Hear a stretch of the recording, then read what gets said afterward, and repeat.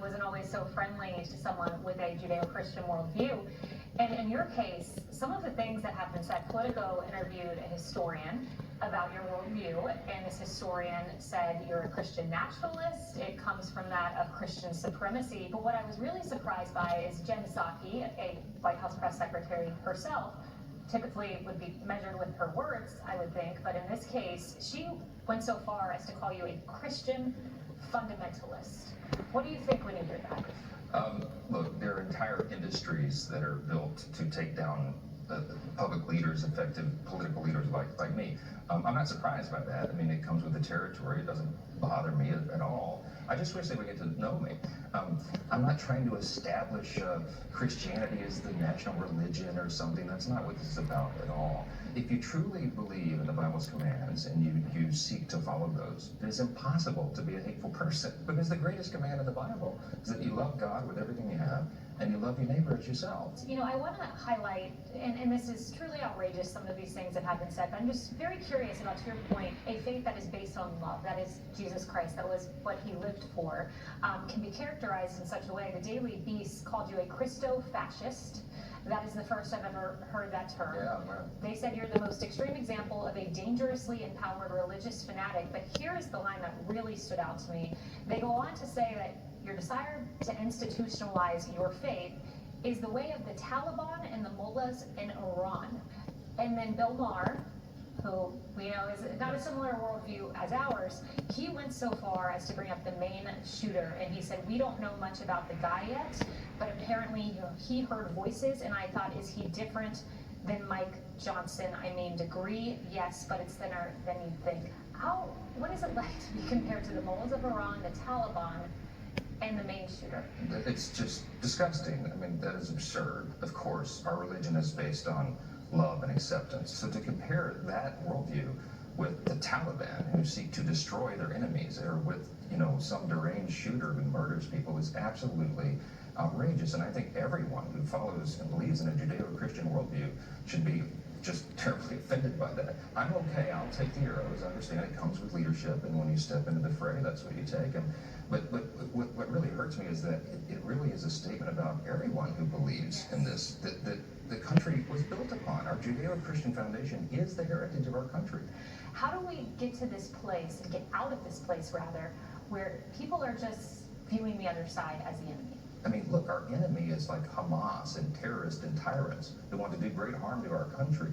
Someone who's on the other side of the aisle is a fellow elected representative of the greatest deliberative body in the world, and they should be treated as such. And even if they have crazy ideas sometimes, part of the process is that I will be willing to engage with them in a dialogue to forge consensus that will move the ball forward for the most people. Now let's talk about one of those areas of common ground potentially. This Israel aid package, standalone Israel aid. The reporting is that there will be a vote hopefully Thursday. Is that the timeline you're looking at? I'm hoping Thursday. And it looks like 14.5 billion is the number that you're looking at. And you suggest that maybe you'll get a bipartisan vote here. I sure hope so. Do you have any sense of the number of Democrats who you think might come?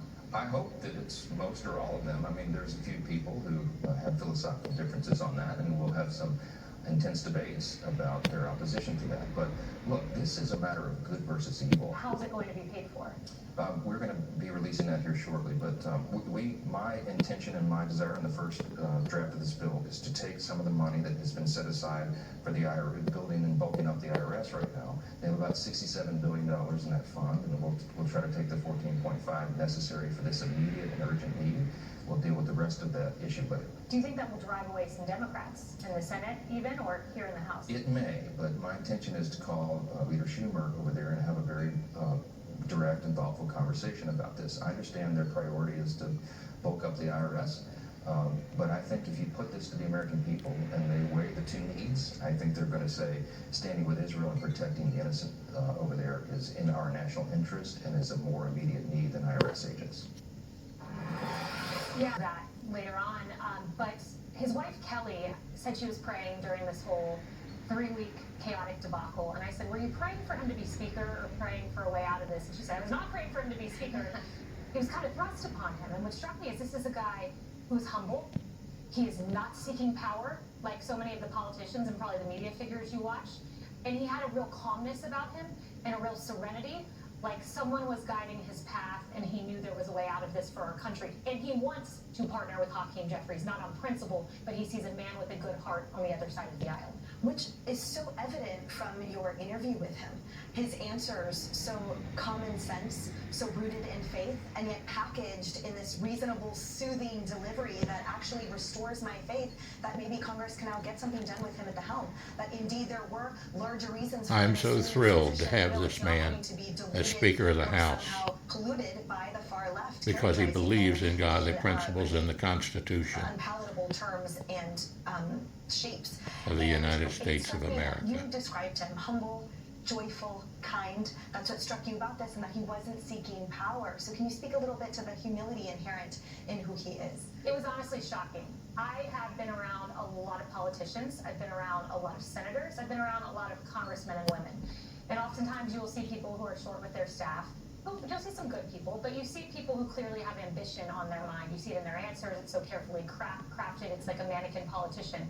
When I spoke to him, Harris, I saw someone who was just, he said at 3 a.m., that beautiful speech he gave on the House floor, that I've heard a lot of positive things about across the country.